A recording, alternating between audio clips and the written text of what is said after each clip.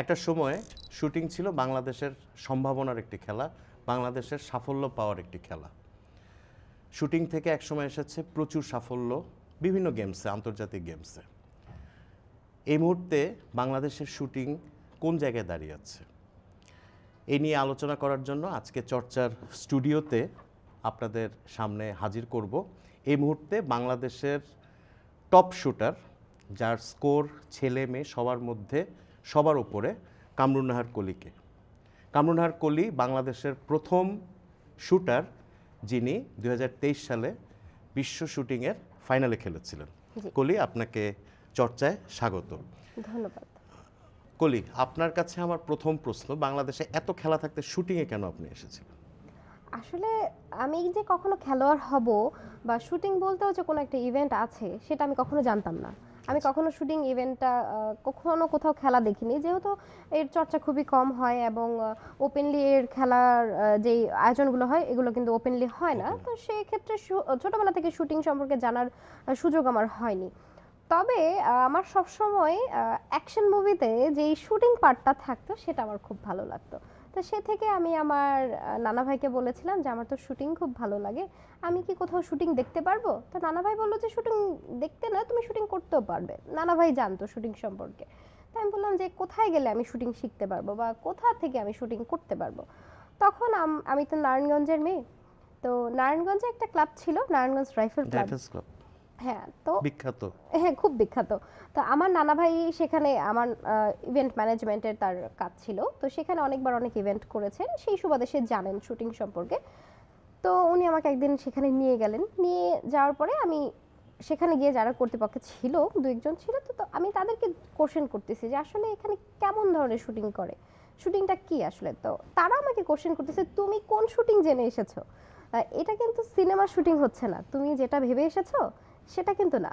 আমি বলি যে আমি আসলে শুটিং করাটাই পছন্দ করি, একটা বন্দুক, একটা গুলি। তারা মনে করেছিল আপনি শুটিং দেখতে এসেছেন। হ্যাঁ, তো আমি বলেছি যে আসলে একটা বন্দুক দিয়ে গুলি করা, নিশানায় গিয়ে এটা গুলিটা লাগা, আমার কাছে এটাই ভালো লাগে, আমি এটা সম্পর্কে জানতে চাই। তখন অ্যাকচুয়ালি তারা আমাকে বুঝিয়ে বলল যে এই শুটিংটা আসলে একটা খেলা। তুমি যেমন দেখো ক্রিকেটার, ফুটবলাররা দেশে বিদেশে খেলছে, শুটিংটাও ঠিক সেম। তুমি যখন শিখে যাবে তখন পর্যায়ক্রমে একটা ধাপ পেরিয়ে তুমি ন্যাশনাল টিমে যখন চলে আসবে, সেখান থেকে তুমি ইন্টারন্যাশনাল খেলতে পারবে এবং সেখান থেকে তুমি কোয়ালিফাই যদি করতে পারো বিভিন্ন ওয়ার্ল্ড কাপ এবং অলিম্পিক খেলতে পারবে। তখন আমার মনে হলো আচ্ছা এটা একটা খেলা, আমি এর আগে জানতাম না যে শুটিংয়ে কোনো খেলার ইভেন্ট আছে বা কিছু। তারপর ক্লাবে আমি সিনিয়রদেরকে দেখলাম তারা কিভাবে শ্যুট করছে, তো সেখান থেকেই প্র্যাকটিস শুরু এবং আমার জার্নিটা সেখান থেকেই শুরু হয়ে গেল। এবং যেহেতু ছোটবেলা থেকে একটা ভালো লাগা ছিল শুটিংয়ের প্রতি, তো শুটিং যখন থেকে শিখেছি এর প্রতি ভালোবাসা কখনো কমেনি, যার কারণে এটাকে বেছে নিয়েছি। আচ্ছা, আপনার তো শুটিং এ আসা বেশি দিন না, আমরা যত এটা 21-22 এর সময় আপনি মানে সিরিয়াসলি ন্যাশনাল লেভেলের শুটিং 22 থেকে শুরু করেছে এবং খুব তাড়াতাড়ি আপনি পরের বছরই আপনি বিশ্বকাপের ফাইনালে খেললেন প্রথম বাংলাদেশি শুটার হিসেবে।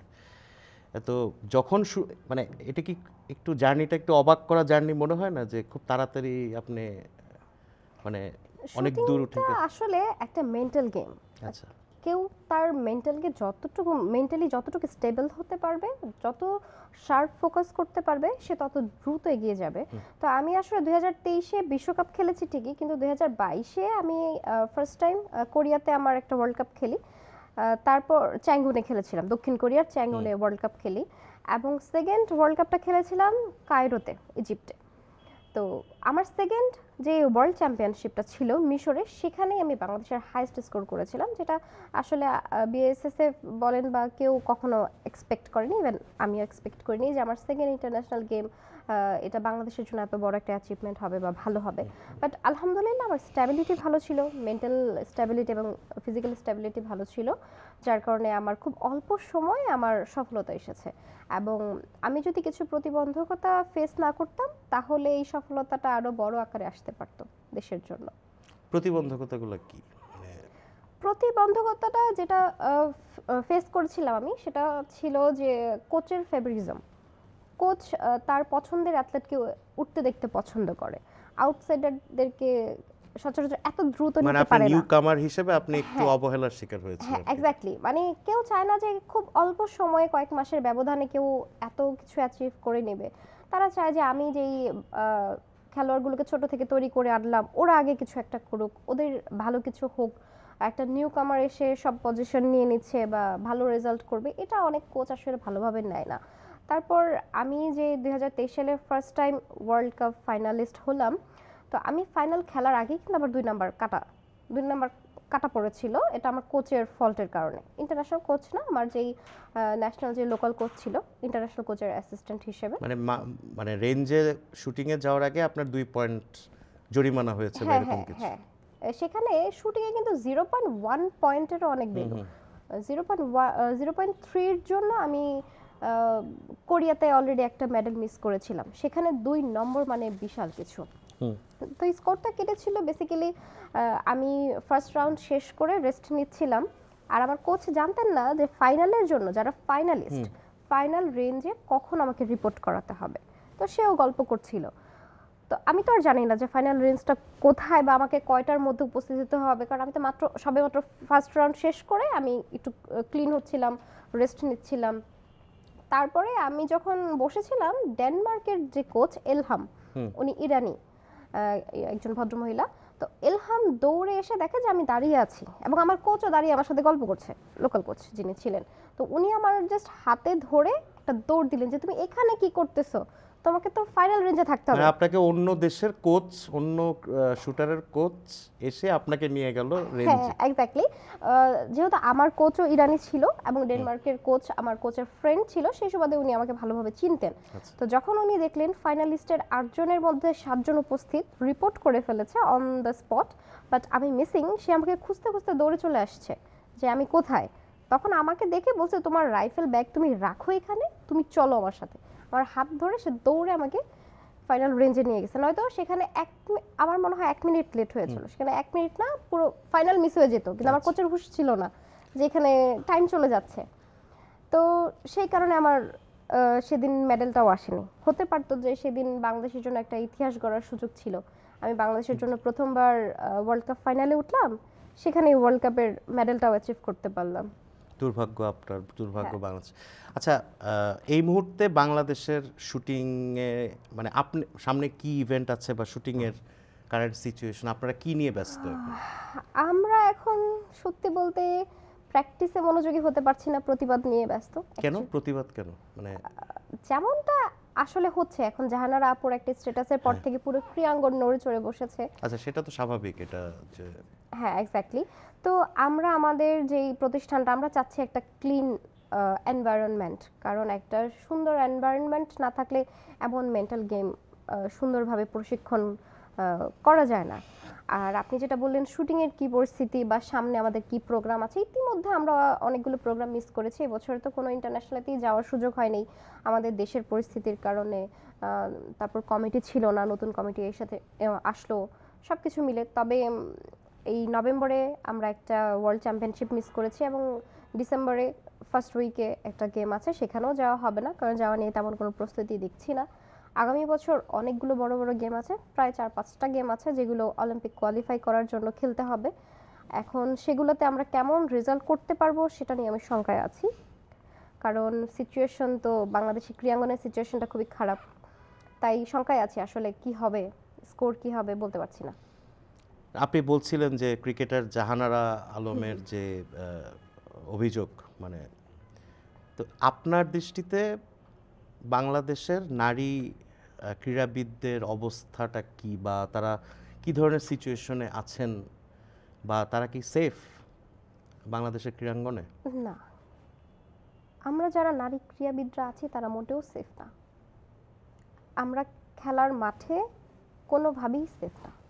আমরা যে প্রাঙ্গণ থেকে বিলং করি, কেউ ক্রিকেটার, কেউ শুটার বা অন্যান্য যারা আছেন, যে যার প্রাঙ্গণে আছি, কেউই আমরা সেফ না।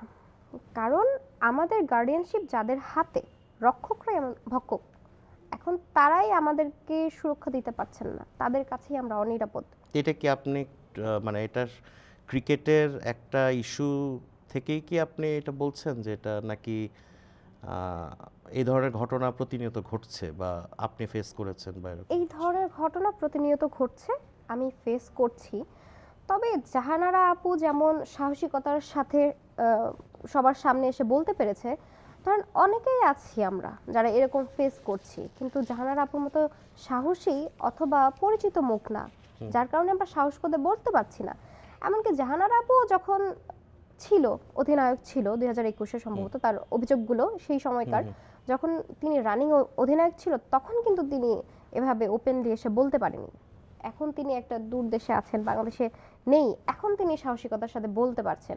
তো আমরাও আমাদের যে যার প্রাঙ্গণ থেকে অনেক সাফার করতেছি, কিন্তু আমরা বলতে পারছি না, কারণ আমরা এখনো বাংলাদেশে, আমরা খেলাধুলার সাথে এখনো জড়িত, আমরা রানিং আছি। আমরা আমাদের কর্তৃপক্ষকে নিয়ে কার কাছে কমপ্লেন করব? তাদের কমপ্লেন আমরা তো তাদের কাছেই করতে পারবো না।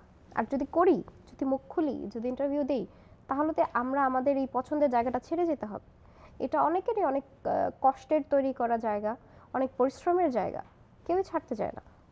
যার কারণে এই, হ্যাঁ, জাহানারা আপুর ইস্যুটা ওপেনে আসার পরে অনেকে সাহস করে আমরা বলছি, এতেও আমরা হুমকি ধমকি পাচ্ছি, বিভিন্ন চাপের শিকার হচ্ছি, সাসপেন্ড হয়ে যাওয়ার মতো ধমকিও পাচ্ছি, কিন্তু তারপর আমরা আছি কয়েকজন যারা মুখ খুলেছি, প্রতিবাদ করছি, কারণ আমাদের কাছে মনে হচ্ছে যে এটা একটা রাইট টাইম। এখন যদি আমরা একটা নারীদের নিরাপত্তার জন্য কিছু করতে না পারি, যারা রক্ষক হয়ে ভক্ষক হচ্ছেন তাদের এগেনস্টে যদি আমরা এখন কিছু করতে না পারি, তাহলে আমরা আর কখনো কিছু করতে পারবো না। আপনি নিজে মানে কিসের ভিত্তিতে আপনি আপনি শুধু জাহানারা আলমের ইস্যুটা, মানে আপনি সমব্যথী হয়ে পাশে দাঁড়াচ্ছেন, না এই ধরনের সিচুয়েশন আপনাদের শুটিংয়েও হচ্ছে বা অন্য খেলাগুলোতে হচ্ছে, আপনি আপনার চোখের সামনে ঘটছে বা আপনি সাক্ষী এরকম আছে, এরকম শুধু কি যে কোনো ঘটনা? জাহানারা আপুর বিষয়ে সমবেদনা জানাচ্ছি ব্যাপারটা তা না, আমার ইভেন্টও এরকম অনেক কিছু ঘটনা ঘটছে, এখনো ঘটছে। শুটিংয়ে, হ্যাঁ, শুটিংয়ের পরিস্থিতি যে ভালো তা বলবো না, শুটিংয়ের পরিস্থিতিও অনেক বেশি খারাপ। যেমন আপনারা সবাই জানেন তাসমিয়াতি এমা সম্পর্কে, যে রিসেন্টলি শুটিং সম্পর্কে প্রতিবাদ তুলেছেন, তার অভিযোগগুলো সাহসিকতার সাথে সবার সামনে বলেছেন। তবে আমি আমার জায়গা থেকে বলবো যে ও যা বলেছেন তা 100% আপনারই তো সতীর্থ শুটিং। হ্যাঁ, আমি জানি ও যা বলেছে তা সত্য, ও যা অভিযোগ করেছে সেটাও সত্য, এখানে কোনো বানোয়াট নেই, সম্পূর্ণটা সত্য। আপনি কি একটু ব্যাখ্যা করবেন, মানে সত্য তাসমিয়াতি এমার কথার সূত্র ধরে, বা আচ্ছা, মানে আপনি বলছেন যে এটা হয়তো আপনার কোনো সমস্যা থাকতে পারে, আপনাদের কোড অফ কন্ডাক্ট থাকতে পারে, অনেক কিছু থাকতে পারে, বাট আপনি কিন্তু বলছেন যে আপনার শুটিংয়ে সমস্যা বা আপনার পেরিফেরির মধ্যে প্রবলেম ফেস করছেন আপনারা, এবং আপনার একজন সতীর্থ সম্প্রতি অভিযোগ তুলেছে। হ্যাঁ, প্রথমত আমি আমার কোড অফ কন্ডাক্টটা ক্লিয়ার করি। হ্যাঁ, কোড অফ কন্ডাক্ট আছে, যারা ক্যাম্পভুক্ত তারা ফেডারেশনের এগেনস্টে কিছু বলতে পারবে না, বা ফেডারেশনের পারমিশন ছাড়া কিছু বলতে পারবে না, ইন্টারভিউ দিতে পারবে না। তো ফেডারেশনের পারমিশন চাওয়া হয়েছে, এই ইন্টারভিউর আগেও তারা দেয়নি বা দিতে আগ্রহী না। আমার কাছে এখন এই সিচুয়েশনে মনে হয়েছে যে আমার নিজের ক্যারিয়ার বা নিজের স্বার্থের আগে আমার বোনদের সুরক্ষা। আজকে আমি অনেক কিছু জানি, আমি যদি মুখ না খুলি জাস্ট বিকজ আমার ক্যারিয়ার নষ্ট হয়ে যাবে, আমি সাসপেন্ড হয়ে যাব, তার মানে আমার অন্য একটা বোনের সাথে অন্যায় হবে। আমি চাই না অন্য কারোর সাথে অন্যায় হোক। আমি সিনিয়র, বর্তমানে শুটিংয়ে মোস্ট সিনিয়র আমি অনেক কিছু দেখেছি, অনেক কিছু নিজে ফেস করেছি, এবং তাসমিয়াতি এমার যে ঘটনাটা সেটা সম্পর্কে আমি সম্পূর্ণ জানি।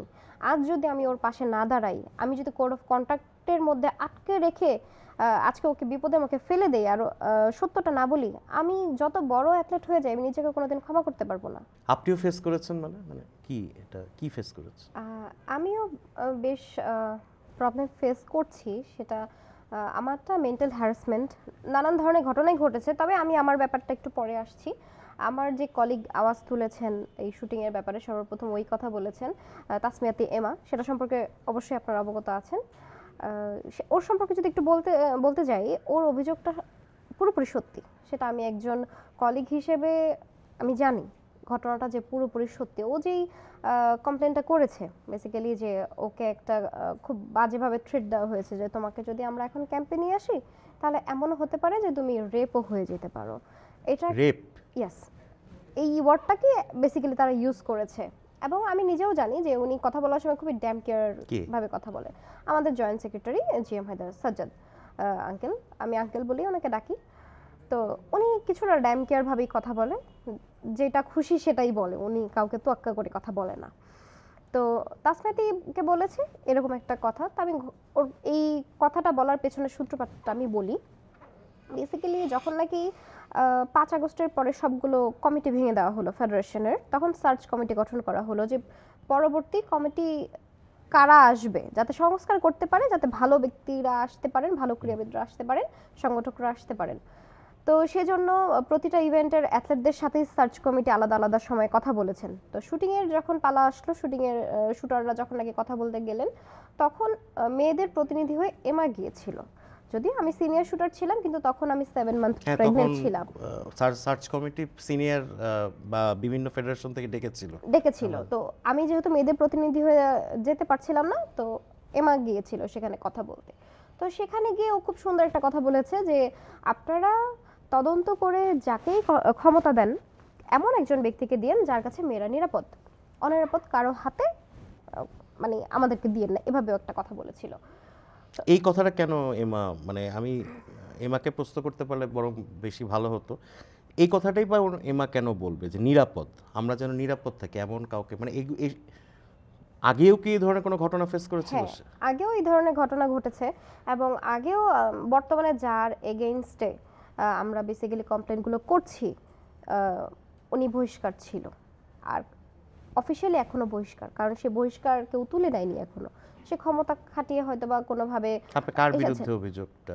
আমার ব্যক্তিগত অভিযোগ এবং এমা ওর এবং আপনার দুজনেরই হ্যাঁ, অভিযোগটা আপনি এই মুহূর্তে বললেন যে আমরা যার বিরুদ্ধে, কার বিরুদ্ধে অভিযোগটা? এটা আমাদের ফেডারেশনের joint secretary GM Haider Sajjad uncle, uncle বলেই ডাকি ওনাকে।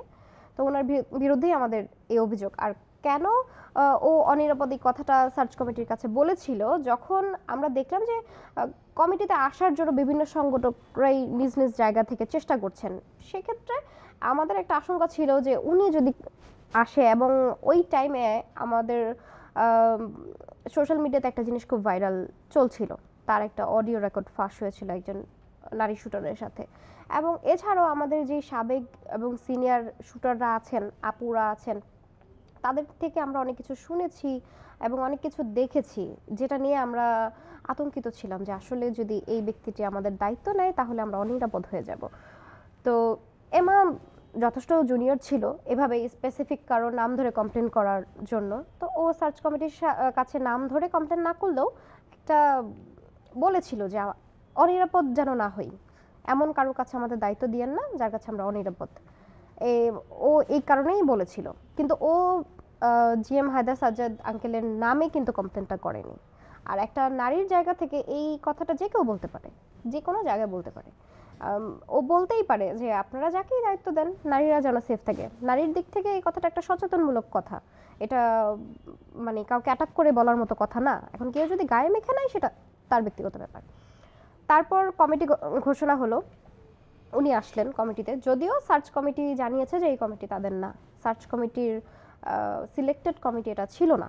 তারপর এনিহাউ সে কোনো কিছু ম্যানেজ করে ক্ষমতায় আসতে পেরেছেন। ক্ষমতায় এসে তিনি নিজের মতো করে ক্ষমতা চালাচ্ছেন। সেখানে এমআর যেই বক্তব্য যে ওকে ক্যাম্প থেকে বাদ দেওয়া হয়েছে, আসলে ক্যাম্প থেকে বাদ দেওয়া হয়নি, ও গুছিয়ে বলতে পারেনি কথাটা। ক্যাম্প এই কমিটি আসার আগের কমিটি একটা সিলেকশন কম্পিটিশনের আয়োজন করেছিল, সেখানে আমরা যারা একটা ভালো স্কোর করতে পেরেছিলাম তারা selected for national camp, national team. And যারা কিছুটা স্কোর খারাপ হয়েছিল তারা ন্যাশনাল টিমের বাইরে প্র্যাকটিস করতো, তারা সরাসরি ন্যাশনাল টিমে ছিল না। তো এই কমিটি হঠাৎ করে ঘোষণা দেয় খুব সম্ভবত 16 জুন বা জুলাই এরকম একটা ডেটে। তারপরে যারা ন্যাশনাল টিম থাকে একমাত্র তারাই ফেডারেশনে ছিলাম। তারপর থেকে সাজ্জাদ আঙ্কেল বিভিন্ন পর্যায়ক্রমে শুটার অ্যাড করেছেন, কিন্তু ওকে আর অ্যাড করেনি। ওর থেকে এরকম অনেক কম স্কোরার অ্যাথলেটকে তিনি ক্যাম্পে অ্যাড করেছেন। এমন অনেক আছে যারা এখনও 600 স্কোর করতে পারে না, তাদেরকেও তিনি ক্যাম্পে ডেকেছেন, কিন্তু এমাকে কখনোই আর টাকা হয়নি। কিন্তু এমার স্কোরের ধরেন এমা একটা খারাপ স্কোরই না হয় করলো, লাস্ট সিলেকশনে, কিন্তু ওর যে খারাপ স্কোরটা, এই স্কোরেও যারা স্কোর করতে পারছে না তাদেরকেও তিনি ডেকে আনতেছেন, মানে এমার থেকেও যারা খারাপ কম স্কোর করেছে কম স্কোর। তাদেরকে তিনি সুযোগ দিচ্ছেন, কিন্তু এমাকে কিন্তু সুযোগ দেওয়া হয়নি। তো এইটা নিয়ে এমা আসলে কথা বলতে গিয়েছিল। যখন এমা তার মাকে নিয়ে কথা বলতে যায় তখন এমা বলেছিল যে আমার ফল্ট কোথায়, আমাকে কেন ক্যাম্প থেকে বাদ দেওয়া হইলো, বা কি সমস্যা হয়েছে, আমাকে কেন ডাকা হচ্ছে না। তখন আমার যে জয়েন্ট সেক্রেটারি আছেন উনি তখন এরকমভাবে ওকে বলেছিল যে তুমি আমাদের এগেনস্টে কথা বলেছো। তো এমা বললো যে আমি আপনার এগেনস্টে কথা বলিনি, আমি সচেতন নারী হিসেবে সার্চ কমিটির কাছে বলতেই পারি যে আপনি এমন কারো কাছে আমাদের ক্ষমতাটা, মানে আমাদের দায়িত্বটা দিয়েন না যার কাছে মেয়েরা অনিরাপদ, আপনাকে তো স্পেসিফিকলি বলা হয়নি। তো উনি বললো যে না, তুমি আমাদের কমিটির এগেনস্টে কথা বলেছো। তো কমিটির লোকজন ভিতরে ভিতরে এইভাবে কথা বলছে যে তুমি যদি এখন ক্যাম্পে আসো তাহলে তো রেপও হয়ে যেতে পারে। মানে এমাকে এই ধরনের কথা হ্যাঁ হ্যাঁ, এটা ওর মার সামনে সাজ্জাদ সাহেব বলেছেন। এটা ওর মার সামনে বলা হয়েছে। তো আমার প্রশ্ন হলো যে এখানে ওনার কমিটির এগেনস্টে কোন কথাটা হয়েছে? ওনার কমিটির এগেনস্টে তো কোনো কথা হয়নি, কথা হয়েছে যে মেয়েদের নিরাপত্তা। নিরাপত্তার ব্যাপার। তাহলে উনি কি মানছে যে ওনার কমিটির কাছে মেয়েরা অনিরাপদ? দ্বিতীয়ত হলো যখন আমরা এনএসসিতে কমপ্লেন করতে গিয়েছিলাম, আমি এবং এমা গিয়েছিলাম এনএসসিতে কমপ্লেন করতে, যেহেতু তারা আমাদের অভিভাবক তাদের কাছেই আমাদেরকে যেতে হবে, জাতীয় ক্রীড়া পরিষদের কাছে। হ্যাঁ হ্যাঁ। তো সেখানে যখন কমপ্লেন করতে গেলাম সেখান থেকে সাইফুল ভাইয়া ছিলেন, সাইফুল ভাইয়া আমাদেরকে যে উত্তরটা দিলেন যে সাজ্জাদ আঙ্কেল বলেছেন, উনি রেপ ওয়ার্ডটা ইউজ করেনি, উনি বলেছেন যে তুমি এখন আমাদের কমিটিতে যদি শুটিং করতে আসো তাহলে অনিরাপদ। এবং একই কথা এমা যখন লাস্ট টক শোতে গেল চ্যানেল 24-এ, সেখানে উনি over the call Sajjad uncle same কথাটাই বলছে যে তুমি আমার কথাটা এভাবে, আমি তো অ্যাকচুয়ালি এইভাবে কথাটা বলিনি, এই ওয়ার্ডটা ইউজ করিনি, আমি বলেছি যে তুমি আমাদের কমিটির কাছে অনিরাপদ। তাহলে তারা যদি রেপ ওয়ার্ডটা ইউজ নাও করে, আমি তাদের কথাতেই আসি যে অনিরাপদ বলেছে, আপনাদের কমিটির কাছে একটা মেয়ে কেন অনিরাপদ হবে? আমার প্রশ্ন। আমি না হয় সচেতন হয়ে, সচেতন নারী হিসেবে নিজের সেফটির জন্য কথা বলেছি, আমি যদি নারী হিসেবে আমার সেফটি নিয়ে কথা বলি তাহলে কি আমি আপনার কমিটির কাছে অনিরাপদ? আর এই একটা মেয়ে কমিটির কাছে অনিরাপদ বলতে কি বোঝায়, কোন ক্ষেত্রে অনিরাপদ, কি ক্ষতি হতে পারে? আর আপনার কমিটি যদি একটা মেয়ে, ধরলাম আচ্ছা আপনাদের এগেনস্টে বলেছেই, হ্যাঁ ও তো আপনাদেরকে মেনশন করে বলেনি, তারপরে ধরে নিলাম বলেছে, আর আপনি এটা বলছেন যে হ্যাঁ আপনার কমিটির কাছে সেটা যেহেতু আপনার এগেনস্টে বলেছে সেহেতু সে অনিরাপদ, তাহলে আমরা বাকি মেয়েরা কি নিরাপদ? আজকে এই যে আমি কথা বলছি আমি নিরাপদ? আমি যে কালকে প্র্যাকটিসে যাব আমি নিরাপদ সেই কমিটির কাছে? আচ্ছা কলি, আপনি যে এতক্ষণ বললেন ইয়ের কথা, এই তাসমিয়াতি এমার কথা বললেন, আপনি দুইজনে একসঙ্গে জাতীয় ক্রীড়া পরিষদে কমপ্লেন করেছেন, আপনার সাথে কি ঘটনা ঘটেছে এটা কি বলতে বলা আপনি কি? হ্যাঁ হ্যাঁ অবশ্যই আমি চাই বলতে, আমি বলতে চাই আমার সাথে যেটা ঘটেছে সেটা হলো সে আমাকে প্রচণ্ড প্রচণ্ড মানসিক টর্চার করেছে। আচ্ছা, মানসিক টর্চার করেছে কি ধরনের? আমি বলছি মানসিক টর্চারগুলো আসলে আচরণগত টর্চার, এগুলোর কোনো তেমন প্রমাণ হয় না, তারপর আমি কিছু প্রমাণ আপনাদেরকে বলতে পারবো। প্রথম প্রমাণটা যদি বলি, প্রথমত তারা যে ক্যাম্প ডাকার পরে আমার পারফরমেন্স ভালো হচ্ছে, তারপর তারা এক মাসে 3টা কম্পিটিশন রাখে, মাসের শেষে 3টা সিলেকশন কম্পিটিশন, প্রতি মাসের শেষে তারা এরকম 2টা-3টা ইম্পর্টেন্ট কম্পিটিশন রাখেন। তো আমার 2টা কম্পিটিশন করা হয়ে গেল, 2টা কম্পিটিশন আমার স্কোরও আমি ফার্স্ট পজিশনে। তো 3rd নাম্বার কম্পিটিশনটা ছিল 29 তারিখে। তো 29 তারিখে কম্পিটিশন করার আগেই 28 তারিখ রাতে আমাকে একজন আপু আমাকে কল দিলেন। আপু এখন ন্যাশনাল টিমে নেই, আর যে খুব রিসেন্ট ন্যাশনাল টিমে আসবে এরকম কোনো সম্ভাবনাও নেই, উনি আমার ক্লাবেরই একজন সিনিয়র। তো উনি আমাকে প্রথমে দুপুরে উনি আমাকে টেক্সট করলেন যে তোমার সাথে আমার কিছু কথা আছে। তো আমি ভাবলাম কী বা কথা থাকতে পারে, ওনার সাথে আমার কোনো লেনদেন বা তেমন কনভারসেশন তেমন একটা হয় না, নর্মাল কলিগ হিসেবেই আছি এক ক্লাবে। তো বললেন আমি তোমাকে রাত 8টার পরে কল দিব, তুমি একটু ফ্রি থাইকো। আমি বলছি আচ্ছা ঠিক আছে আপনি কল দিন। তো উনি কল দিলেন, তো আমতা করে উনি আমাকে কিছু কথা বলতে শুরু করলেন যে আচ্ছা কলি, কালকে তো তোমাদের লাস্ট কম্পিটিশন। আমি বলি হ্যাঁ। বলে শোনো, এই কমিটি চায় যে তুমি অনেক অনেক ভালো স্কোর করো এবং কালকের দিনটা যেন তুমি ফার্স্ট হও। আমি বলি বিগত 2 কম্পিটিশন আমি ফার্স্ট আসছি। বলে হ্যাঁ তুমি আসো, কিন্তু তারা চাচ্ছে যে দরকার পড়লে তোমার অপোনেন্ট যে আছে বা সেকেন্ড পজিশনে যে আছে, দরকার পড়লে তাকে তুমি ডিস্টার্ব করে হলেও ফার্স্ট পজিশনটা সিকিউর করো। তাই আমি বললাম যে আলহামদুলিল্লাহ আমার স্কোর এত ভালো চলছে। অন্যকে ডিস্টার্ব করে হলো, মানে এটা হ্যাঁ, খেলা দিয়ে না, ডিস্টার্ব করে হ্যাঁ হলো। হ্যাঁ, যে গায়ে টাচ করে দিয়ে হোক বা কথার মাধ্যমে হোক বা ওকে পিঞ্চ করে কিছু মানে বলে, এটা ফেডারেশন আরেকজনের মাধ্যমে আপনাকে হ্যাঁ মেসেজ হ্যাঁ দিচ্ছে। ব্যাপারটা কিছুটা এরকমই। তো উনি আমাকে প্রথমে আপু আমাকে এই কথাটা বললেন, তো আমি বুঝে গেছি যে এখানে কিছু একটা প্রবলেম। তো আমি জিজ্ঞেস করলাম আপু এই কথাটা আপনাকে কে বলছে যে এই কমিটি আমাকে এত বেশি পছন্দ করে, আর এই কমিটি নতুন এসেছে, হঠাৎ করে আমাকে এত পছন্দ করার কারণটা তো আমি বুঝে উঠতে পারছি না। তারপরে যেহেতু তো আপু বলতে চাচ্ছিলেন না, অবশ্যই বলবেনও না। তো আমি বললাম আচ্ছা ঠিক আছে, আপনি যেহেতু বলেছেন আমি আপনার কথাটা মাথায় রাখলাম। পরের দিন যখন কম্পিটিশনের সময় আসলো, কম্পিটিশনের ঠিক আগ মুহূর্তে জয়েন্ট সেক্রেটারি আসলেন, সাজ্জাদ আঙ্কেল, উনি এসে আমাকে সেম কথাগুলো বললেন। তখন আমার কাছে কেমন জানি মনে কি হলো কথা বললেন? যে আমি চাই আজকেই তুমি ফার্স্ট হও, তুমি অনেক ভালো করো, কিন্তু উৎসাহ দিয়ে উৎসাহ দিচ্ছেন। বলেছেন। হ্যাঁ, তো এতটুকু অবধি ঠিক ছিল। দ্বিতীয় যে কথাটা বললো যে আমি চাই দরকার পড়লে তোমার অপোনেন্ট যে আছে তাকে ডিস্টার্ব করে হলেও ভালো মারো, তখন আমার কাছে একটু খাপলা মনে হইলো যে গতকাল আপু যে কথাটা বললো আর আজকে আঙ্কেল যে কথাটা বললো, দুটো কথা এক হওয়া তো উচিত না। কিভাবে মিলে গেল? আর যেই ব্যক্তিটাকে ডিস্টার্ব করতে বলছে সেম ব্যক্তি, তাহলে এই দুজনের কথা এক হয়ে গেল কিভাবে? তা আমি বললাম আচ্ছা ঠিক আছে, আমি আমি আমারটায় ফোকাস করব, আমি ফার্স্ট হব। তো ফার্স্ট হয়ে গেলাম।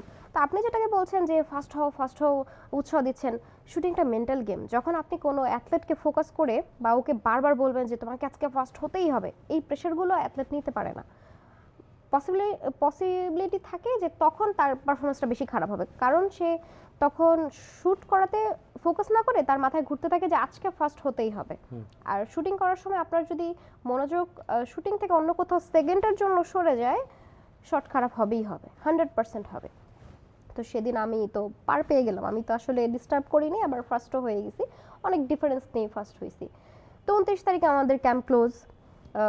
29 তারিখ মানে কবে, কোন 29? মানে সেপ্টেম্বর 29, গত সেপ্টেম্বর 29। সেপ্টেম্বর 29 তারিখে আমাদের ক্যাম্প ক্লোজ হয়ে গেল, আমি বাড়ি চলে আসলাম। 30 তারিখে দেখলাম ক্যাম্প ক্লোজের লেটারটাও দিয়ে দিল, সেখানে লেখা যে 30 তারিখে ক্যাম্প ক্লোজ করা হলো এবং পরবর্তী ক্যাম্প কবে চালু হবে সেটা জানাই দেওয়া হবে।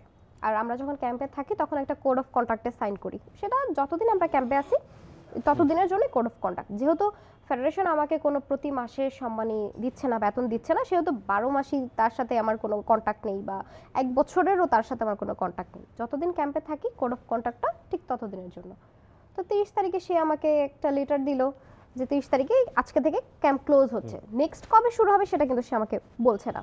তো এই যে কম্পিটিশনটা ছিল সেখানে মেড রাইফেলের মধ্যে আমি ফার্স্ট হয়ে গেলাম, আর বিগিনার যে ছেলে শুটার সেখানে আহাদ মির্জা মানে আমার হাজবেন্ড ও ফার্স্ট হইল। আচ্ছা। তো 2 তারিখে বাংলা ট্রিবিউন থেকে একজন সাংবাদিক আমাকে কল দিয়ে বললেন যে আপু আপনার হাজবেন্ড আপনার সাথে শুটিং করে? তো বললাম যে হ্যাঁ, ও আমার সাথে শুটিং করে, আমাকে দেখেই বেসিক্যালি ও অনুপ্রাণিত হয়ে শুটিংয়ে আসছে। তো বললো আচ্ছা ঠিক আছে। তো এই কথাটাকে উনি উৎসাহ হিসেবে নিউজ করে দিলেন। নিউজটা মেনলি হয়েছিল আমার হাজব্যান্ডকে ঘিরে, যে বিশ্বকাপে যাওয়া সেই কলির পথ অনুসরণ করছে তার হাজব্যান্ড, কলিকে দেখে অনুপ্রাণিত হয়েছে। তারপর সেখানে আমি একটা কথা বলেছিলাম যে ও আমাকে দেখেই শুটিংয়ে এসেছে এবং আমরা প্রস্তুতি নিচ্ছি যাতে সামনে এসে গেমসগুলো করতে পারি। একটা ইচ্ছা তো মানুষের থাকতেই পারে। এখন একটা নতুন শুটারও বলতে পারে আমি প্রস্তুতি নিচ্ছি যে আমি 4 বছর পর অলিম্পিক করব, বলতেই পারে, স্বপ্নের কথা। তো এই নিউজটা 2 তারিখে হলো। 3 তারিখে তারা আমাকে একটা শোকজ লেটার দিলেন। শোকজ লেটারটা এমনভাবে লেখা ছিল যে আমি কোড অফ কন্ডাক্ট ব্রেক করেছি, আমি তাদের পারমিশন না নিয়ে সাক্ষাৎকার দিয়েছি। আমার মতে আমি তো তখন ক্যাম্পে নেই, 30 তারিখে আমার ক্যাম্প ক্লোজ, 2 তারিখে আমি ছুটিতে, আর নেক্সট ক্যাম্প কবে সেটাও আমি তো জানি না। এমন যদি হতো 30 তারিখের ছুটির লেটারে তারা লিখে দিত যে 30 তারিখে ছুটি প্রদান করা হচ্ছে, 5 তারিখ থেকে আবার ক্যাম্প হবে বা 2 তারিখ থেকে ক্যাম্প হবে, তাহলে আমি ওই গ্যাপটাও ক্যাম্পের আয়ত্তভুক্ত থাকতাম, যে 2 তারিখে আমার ক্যাম্প আছে, আমি ছুটিতে আছি কিন্তু আমি ক্যাম্পের আয়ত্তভুক্ত। যেদিন আমার ছুটি সেদিন নেক্সট ক্যাম্পের কথা লেখা হয়নি, তার মানে আমি কোড অফ কন্ডাক্টের আন্ডারে না। তারপর আবার যখন 8 তারিখে আমি ক্যাম্প জয়েন করি, তারা নতুন করে কোড অফ কন্ডাক্ট আরও কিছু অ্যাড করে কোড অফ কন্ডাক্ট সাইন করলেন। তার মানে আগের কোড অফ কন্ডাক্ট এমনি তো আগের ক্যাম্পের সাথে বাদ, তাহলে আমাকে শোকজ দেওয়ার মানেটা কি হলো? মানে জাস্ট একটা পত্রিকায় একটা নিউজ ছাপা হয়েছে দেখে আপনাকে ইতিবাচক। সেখানে আমি ফেডারেশন, শুটিং কমিটি বা ফেডারেশনের অভ্যন্তরীণ ব্যাপার নিয়ে কিন্তু কোনো কথা বলিনি। আমি আপনাকে নিউজটা শো করেছিলাম, সেখানে কোনো ধরনের নেগেটিভ কথা বা শুটিং নিয়ে কথাই বলিনি। সেখানে আমি আমার হাজব্যান্ডকে নিয়ে একটা কথা বলেছিলাম, সেখানে শোকজ দেওয়ার মতো কোনো কাজ ছিল না। শোকজ দিল। তো শোকজ থেকেই শুরু হলো আমার মেন্টাল টর্চারের আচ্ছা, জার্নিটা। শোকজের জবাব আপনি দিয়েছিলেন? হ্যাঁ, শোকজের জবাব দিয়েছিলাম, যা সত্যি আমি তাই জবাব দিয়েছিলাম যে আমি তো শুটিং বা ফেডারেশন কমিটি বা ফেডারেশন অভ্যন্তরীণ কোনো ব্যাপারে কথা বলিনি। আর একজন সাংবাদিক আমার সাথে নর্মালি কথা বলছিলেন যে আপনার হাজবেন্ড কীভাবে শুটিংয়ে আসলো, তো এই কথাটাকে উনি ইতিবাচক মনে করে নিউজ করে দিয়েছেন। সেখানে আমার নিয়ন্ত্রণ ছিল না, এটা সাক্ষাৎকার ছিল না, আমার বেসিক্যালি আমার সাক্ষাৎকারও ছিল না। তারপরও আমি পরবর্তী সময়ে সচেতন থাকবো এবং এমন কিছু করব না, এরকম বলে আমি একটা লিখিত দিয়েছিলাম। এই লিখিত অ্যান্সারে তারা সন্তুষ্ট না। ঠিক আছে, তারপরে তারা আমাকে ক্যাম্পে ডাকলেন, ওভার দ্য কল তারা আমাকে ক্যাম্পে ডাকছে, কিন্তু লিখিত দিছে যে আমরা সন্তুষ্ট না, তবে 8 তারিখে ক্যাম্প জয়েন করো, জয়েন করার আগে ঊর্ধ্বতন কর্মকর্তাদের সাথে দেখা করো। তো আমি দেখা করলাম, দেখা করার পরে কার সাথে দেখা করলেন? এই তারাই ছিল অফিসে, এই জয়েন্ট সেক্রেটারি ছিল আর কয়েকজন ছিল। তারপর 9 তারিখ থেকে আমি প্র্যাকটিস শুরু করলাম। তো প্র্যাকটিসে যখন গেলাম, যে কোচ শারমিন আপু উনি বলতেছে যে কলি তুমি যে ক্যাম্পে আসছো তোমার প্রতি তো তারা সন্তুষ্ট না, একটু অফিসিয়ালি দেখা করো। আমি বললাম আমি 8 তারিখ অফিসিয়ালি দেখা করেছি একবার। বলে আচ্ছা ঠিক আছে, আবার একটু করো, সাজ্জাদ ভাই যদি আসে ওনার সাথে একটু দেখা করো। তো এরকম বলতে বলতে আধা ঘন্টা পরেই উনিও চলে আসছে রেঞ্জে, সাজ্জাদ আঙ্কেল চলে আসছে। তা আমি সালাম দিলাম হাসি মুখে, সালাম দিয়ে বললাম আঙ্কেল আমি কিন্তু চলে আসছি, শোকজ খাই আবার কিন্তু চলে আসছি, প্র্যাকটিস করবো। বলে ঠিক আছে আসছো কিন্তু একটু দেখা করো। আমি এই যে দেখা হইলো, রেঞ্জে দেখা হয়ে গেল, তো আবার কোথায় দেখা করবো? বলে না একটু দেখা করো, সন্তুষ্ট না কিন্তু তোমার প্রতি আমরা। এটা বলছেন উনি? হ্যাঁ, সন্তুষ্ট? সন্তুষ্ট না, আমাদের তো একটু সন্তুষ্ট করতে হবে। তা এটা বলছে আমাকে কি হ্যাঁ একটু হ্যাঁ সন্তুষ্ট হ্যাঁ, করতে হবে? আমাকে সন্তুষ্ট করতে হবে, সন্তুষ্ট না কিন্তু তোমার প্রতি আমি। তা আমার কোশ্চেন, আমি তো টপ স্কোরার। আপনি এটা তাকে জিজ্ঞেস করেন না যে আমি তো শুটিং এ যোগ দিয়েছি, আমি টপ স্কোরার, আর কি মানে কি ধরন, মানে আপনি কি এটা ব্যাখ্যা চেয়েছেন তার এই না, কথাটা? আমি এটা ব্যাখ্যা চাইনি, কারণ আমার এটা নিয়ে লজ্জা লেগেছে যে আমি কি ব্যাখ্যা চাবো। আমি তো আপনি নিজে হার্ট হয়েছেন? হার্ট হয়েছি, কারণ আমি তো জানি, আমি তো শোকজটা পেয়ে হার্ট হয়েছে, কারণ আমি ফার্স্ট গার্ল, ক্যাম্প থেকে ছুটিতে গেলাম, ফার্স্ট গার্ল আমি। এই ছুটিতে গিয়ে যে একটা কষ্ট পেয়েছি, আমি তো বুঝে গেছি এখানে আসলে ঘটনাটা কি, কেন আমাকে ডিস্টার্ব করা হচ্ছে। এটা তো আমি 28 তারিখের আগ অব্দি I was normal with this committee, তাদের সাথে আমার কোনো ঝামেলা ছিল না, কারণ আমি আমার মতো প্র্যাকটিস করছি, স্কোর করছি, টপ করতেছি, কোনো ঝামেলা নাই। তো 28 তারিখে জানতে পারলাম যে তারা আমার জন্য ট্র্যাপ প্ল্যান করতেছে, 29 তারিখে দেখলাম অ্যাকচুয়ালি ট্র্যাপ প্ল্যান করতেছে এই তাদের সাথে কথা বলে। ট্র্যাপ প্ল্যানটা কেন? যে আপনি কিছুক্ষণ আগে যে বললেন যে অন্য শুটারকে ডিস্টার্ব করে তুমি যেন ফার্স্ট, এরকম একটা কথা আপনাকে বলেছে, আপনি এটাকে ট্র্যাপ বলছেন। তো এই ট্র্যাপটা কেন তারা, মানে আপনার সাথে কি শত্রু? আপনি তো তার আগ পর্যন্ত কোনো প্রবলেম না, আপনি টপ স্কোরার, আপনি ভালো করছেন। আমার স্কোরটাই অ্যাকচুয়ালি তাদের প্রবলেম। কিভাবে? কারণ আমার কাছে অলিম্পিক স্কলারশিপ আছে, আইওসির একটা অলিম্পিক স্কলারশিপ। তো তারা চাচ্ছে এই স্কলারশিপটা তাদের ক্লাবে যাক, তাদের ক্লাবের কোনো শুটার পাক বা তাদের পছন্দের শুটার পাক। কিন্তু আমি যতদিন টপে থাকবো তাদের পছন্দের শুটাররা টপে আসতে পারছে না। এবং তিনি বলছে কিছু শুটার তো তোমাকে পছন্দ করে না, তারা বলে যে কলিকে কোনোভাবে শুটিং থেকে বাদ দিয়ে দেওয়া যায় না। আচ্ছা, এরকম যদি কোনো শুটার থেকেও থাকে, প্রতিটা ইভেন্টে তো এরকম হয় যে সহকর্মীরা হয়তো বা একে অপরকে পছন্দ করে না, বা যে প্রফেশনাল জেলাসি। হ্যাঁ প্রফেশনাল জেলাসি একটা থাকতেই পারে। তাহলে আপনি একটা সংগঠক হয়ে এই কথাটা রিসিভ করেন কিভাবে? আপনার কি উচিত এই কথাটা রিসিভ করা? আপনার তো উচিত আমার পক্ষ হয়ে কথা বলা, যে ও আমার ফার্স্ট গার্ল, তোমরা এটা বলতে পারো না কেন? বলো, আমি ওকে বাদ দিতে পারবো না। সে প্রাউডলি আমাকে বলতেছে তোমাকে তো শুটাররা পছন্দ করে না, তারা তো আমাকে ডিরেক্ট এসে বলে কোনোভাবে ওকে শুটিং থেকে বাদ দিয়ে দেওয়া যায় না। তো এই কোনোভাবেটাই হলো একটা ট্র্যাপ। কিভাবে? এই যেহেতু স্কোর নামছে না, তাহলে কিছু একটা করে তো আমাকে শুটিং থেকে বাদ দিতে হবে, এটাকে আমি ট্র্যাপ বলছিলাম। তো শোকজটা গেল একটা ট্র্যাপ। শোকজ দেওয়ার পরে দেখলো যে আমার স্কোর অ্যাকচুয়ালি তেমন ডাউন হচ্ছে না। তারা ভেবেছিল শোকজে আমি হয়তো বা হার্ট হয়েছি বা এটা আমার একটা মেন্টাল ইফেক্ট পড়বে, আমি শুটিং করতে পারবো না। তারপর থেকে হয় যে আমি দেখি, আমি একদিন ছুটি চাইলাম আমার কোচের কাছে যে আমার আগামীকালকে একটা প্রোগ্রাম আছে, আপু ছুটি লাগবে। তো অন্যান্যরা যখন কেউ ছুটি নেয়, দেখা যায় একদিনের ছুটি হলে মৌখিকভাবেও নিয়ে নিচ্ছে, একদিনেরই তো ছুটি। তো বললো আচ্ছা ঠিক আছে, আসা লাগবে না। আমি বলি আপনি বুঝে দেখেন, আপনি ছুটি না দিলে কিন্তু আমি প্রোগ্রামে যাবো না। বলে না না সমস্যা নেই, একদিন তো ছুটি নিতেই পারো। তো পরের দিন আমার সকালে আমার কেন যেটা মনে হলো যে আমি আরেকবার কনফার্ম হয়ে নিই। তা আমি তাকে সকালে ফোন দিলাম যে আপু আমি কিন্তু আজকে আসবো না বলেছি। বলতেছে আসবো না মানে? তোমাকে কে ছুটি দিছে? আমি বলি আপনাকে তো আমি কালকে বললাম যে আমি আজকে আসবো না। এটা কে? শারমিন আপু। শারমিন। আমি তো আপনাকে বললাম যে আমি আজকে আসবো না, আমি তো ক্যাম্প কমান্ড্যান্টকেও বলে আসছি। তো ক্যাম্প কমান্ড্যান্ট যে ছিল উনি বলছে যদি পারো সকালে একবার এসে করো, যেহেতু আমার আজকে প্রোগ্রাম আছে আমি তো আসতে পারবো না সকালে। আর আঙ্কেল বলছে যদি পারি তাইলে যেন যাই। তার মানে কি ছুটিতে কোনো প্রবলেম নাই, ছুটিতে প্রবলেম থাকলে তো ডিরেক্ট না করে দিত যে না যেতে পারবা না। তো তারা ছুটি দিয়েও পরদিন আমাকে বলছে যে না তোমাকে তো আমরা ছুটিই দিইনি। এই একটা দিন গেল, তারপর এরকম অ্যাকচুয়ালি কন্টিনিউয়াসলি আমার সাথে হচ্ছে। যেমন আমি একটা কাজ করছি এসে ধমক দিচ্ছে, বা আমি কোনো প্রোগ্রাম নিয়ে কথা বলতেছি যে আপু এটা একটু কম বেশি, যেহেতু একটু ডিসকাসের তো ব্যাপার থাকে, উনি কোচ ঠিক আছে, কিন্তু উনি যে আমাকে প্রোগ্রাম দিচ্ছে আমি আমার ভালো মন্দটা তো তার সাথে একটু কথা বলতে পারি যে এটা আমার ভালো হবে বা এটা আমার মন্দ হবে। তো আমি যখন প্রোগ্রাম নিয়ে তার সাথে কথা বলি উনি পুরো রেঞ্জের উপর চিল্লায় ওঠে আমার, যে কে চিল্লায় ওঠে? শারমিন আপু যে তোমার কত বড় সাহস যে তুমি আমাকে প্রোগ্রাম বোঝাও, প্রোগ্রাম শেখাও, আমি ভালো মন্দ বুঝিয়ে দিয়েছি। আমি যে একজন সিনিয়র অ্যাথলেট তার সাথে আমি আমার প্রয়োজনটা তো কথা বলতেই আপনি পারি।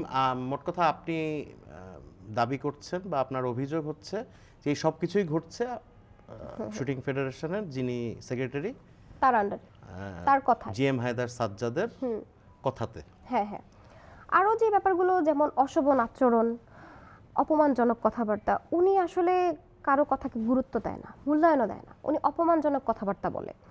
আর যদি আপনারা এখন বলেন যে এইসব কথার প্রমাণ কি, মানসিক টর্চারের প্রমাণ হয় না, কারণ আমরা সেখানে প্রশিক্ষণ নেওয়ার জন্য যাই। আমাদের তো এরকম কোনো প্ল্যান ছিল না যে তার সম্পর্কে আমরা অভিযোগ করব। যদি প্ল্যান থাকতো তাহলে আমরা হয়তো বা গায়ে ক্যামেরা নিয়ে ঘুরতাম বা মোবাইল নিয়ে ঘুরতাম। আর আমাদের মোবাইল রেঞ্জে নেওয়াও নিষেধ, আমরা মোবাইল রুমে রেখে যাই। তাহলে এই যে আমি প্র্যাকটিস করছি হঠাৎ করে সে রুমে ডেকে দিয়ে আমাকে ঝাড়ছে ঘন্টার পর ঘন্টা, কোনো একটা সিলি ম্যাটার নিয়ে সে আমাকে ছাড়ছে, বা কোনো একটা মিথ্যা অভিযোগের উপর ভিত্তি করে, তার কাছে প্রমাণ নেই কিন্তু সে একটা মিথ্যা অভিযোগ, তার কোন শুটার কি বলেছে, সে আমাকে ঘন্টার পর ঘন্টা ছাড়ছে। তা আমি তো আর জানতাম না যে আমাকে প্র্যাকটিস থেকে ডেকে নিয়ে সেটা করবে। যদি জানতাম তাহলে হয়তো বা সাথে করে ফোনটা নিয়ে যেতাম, রেকর্ড করতাম। আর সবচেয়ে খারাপ যে কাজটা করেছে সেটা হলো যখন দেখছে যে আমার স্কোর ডে বাই ডে বাড়ছে, কমছে না, এত টর্চার করার পর স্কোর কমছে না, তখন আমাকে একদিন অফিসে ডাকলেন। অফিসে ডেকে 4:30 বাজে, আমি তখন মাত্র বিকেলের প্র্যাকটিস 4:10 আমার বিকেলের প্র্যাকটিসটা আমি শেষ করেছি।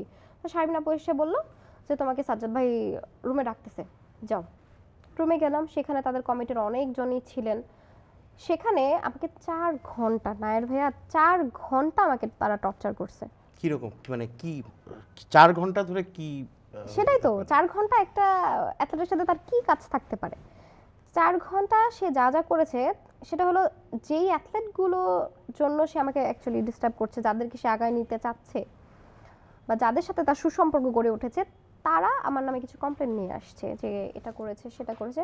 যদিও কোনো তারা প্রমাণ দিতে পারেনি, তারা নিজেরাই এই অভিযোগগুলো ক্রিয়েট করেছে এবং নিজেরাই সেই অভিযোগের বিরুদ্ধে সাক্ষী দিচ্ছে, এমনিতে কোনো প্রমাণ নেই।